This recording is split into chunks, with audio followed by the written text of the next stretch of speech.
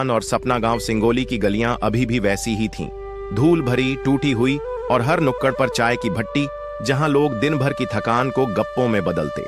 यहीं एक टूटी फूटी सी झोपड़ी में रहता था आरव अपनी मां के साथ। आरव का पिता शंभू 2 साल पहले एक सड़क दुर्घटना में चल बसा था। उसकी मौत ने घर की रोटियां भी छीन ली थीं। मां गोमती गांव के घरों में झाड़ू पोछा करके मुश्किल से 2 वक्त की रोटी का इंतजाम करती। आरव का सपना था बड़ा आदमी बनना, मगर सपनों से पेट नहीं भरता। अरे गोमती, आज तेरी औकात नहीं कि पूरा आटा दे सके। बनवारी किराने वाले की बात आरव ने बाहर खड़े खड़े सुन ली। उसका खून खौल गया, मगर चुप रहा। घर आकर मां की आंखें डबडबाई थीं। बेटा, जब तू बड़ा आदमी बनेगा ना, तो इन सबको बता देना कि गरीबी कोई अभिशाप नहीं होती। वो रात भूख में कटी थी, लेकिन आरव की आंखों में नींद नहीं थी। वहां एक सपना पल रहा था। विद्यालय का संघर्ष। सरकारी स्कूल में पढ़ाई होती थी, मगर किताबें पुरानी और फटी हुई थीं। कभी फीस भरने के पैसे नहीं होते तो मास्टर जी के ताने सुनने पड़ते। तू क्यों आता है स्कूल में? जा खेतों में काम कर, वहीं अच्छा लगेगा। लेकिन आरव की आंखों में आंसू नहीं, आग जलती थी। वह स्कूल के बाद खेतों में मजदूरी करता, वहीं से पैसे जोड़ता। वही पैसे किताबों और मां की दवाइयों में खर्च होते। पहला अपमान, पहली सीख। एक बार आरव गांव के सरपंच के घर सब्जी देने गया। गलती से उसका हाथ एक कीमती फूलदान से टकरा गया। सरपंच का बेटा चीख पड़ा, तेरी औकात नहीं कि तू इस घर में आए। आरव को बाहर धक्का दे दिया गया।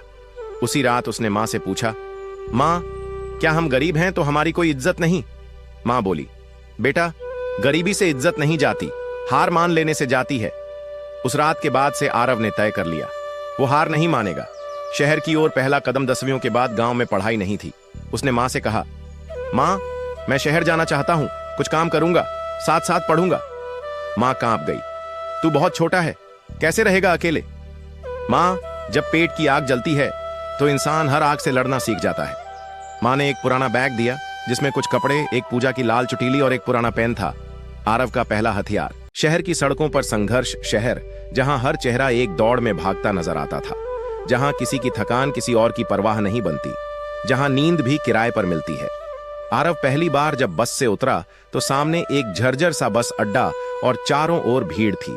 एक ऐसी भीड़ जो किसी को रोकती नहीं, पहचानती नहीं। जेब में सिर्फ 180 रुपये थे। मां ने कहा था, बेटा, संभल कर, 180 रुपये हैं, रहना, ये शहर लोगों को निगल भी जाता है। आरव ने सिर झुकाकर कहा था, मां, मैं अपने सपने को निगलने नहीं दूंगा। सड़क किनारे की रातें पहले 3 दिन उसने स्टेशन पर बिताए, एक कोने में बैठकर भीड़ को ताकते हुए।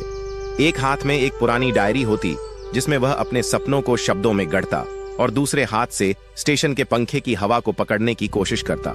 खाना, कभी मंदिर के प्रसाद से, कभी रेलवे की कैंटीन के बचे हुए खाने से। एक दिन एक चाय वाले ने उसे देख लिया।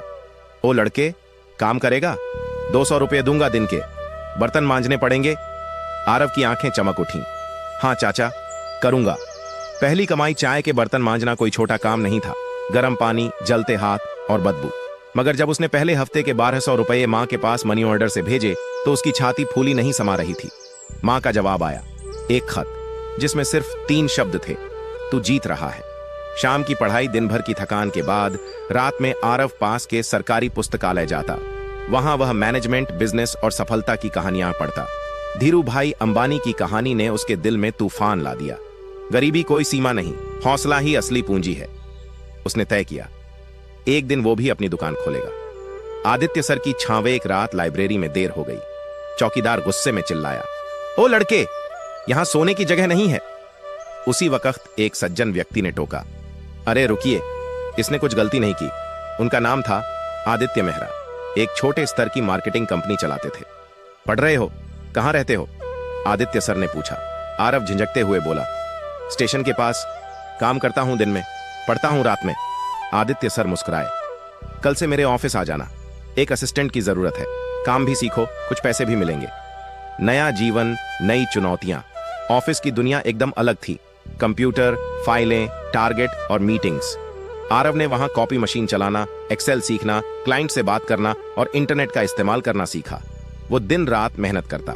ऑफिस के लोग उसका मजाक उड़ाते, ओए बर्तन वाले, कंप्यूटर सीख रहा है तू? तेरा दिमाग स्टेशन पर ही छूट गया क्या? मगर आरव चुपचाप सीखता गया। अपमान उसकी खुराक था और ज्ञान उसका हथियार। पहला बिजनेस आइडिया एक दिन उसने देखा कि छोटे दुकानदार ऑनलाइन अपने प्रोडक्ट बेच नहीं पा रहे थे क्योंकि कोई उन्हें गाइड नहीं करता था। उसने आदित्य सर से कहा, सर, मैं एक छोटा प्लेटफॉर्म बनाना चाहता हूं जहां छोटे दुकानदार भी अपने प्रोडक्ट्स ऑनलाइन डाल सकें। आदित्य सर हंस पड़े। तेरे पास ना पैसा है ना टीम, कैसे करेगा? आरव बोला, लेकिन मेरे पास एक चीज है, इरादा। आदित्य सर गंभीर हुए। ठीक है, मैं तुझे एक मौका देता हूं। मेरी कंपनी में एक कोना तेरा, इंटरनेट और एक पुराना लैपटॉप और 3 महीने का समय। ग्राम बाजार का जनमार्व ने उस कोने में बैठकर एक छोटा वेबसाइट डिजाइन किया। नाम रखा ग्राम बाजार। विचार था सीधा, गांव के कारीगर, बुनकर, अचार बेचने वाली बुआ, मिट्टी के बर्तन वाले चाचा, सब इस वेबसाइट पर अपने प्रोडक्ट डाल सकें और शहर में ग्राहक पा सकें। शुरू में 5 दुकानदार जुड़े, फिर 50, फिर 500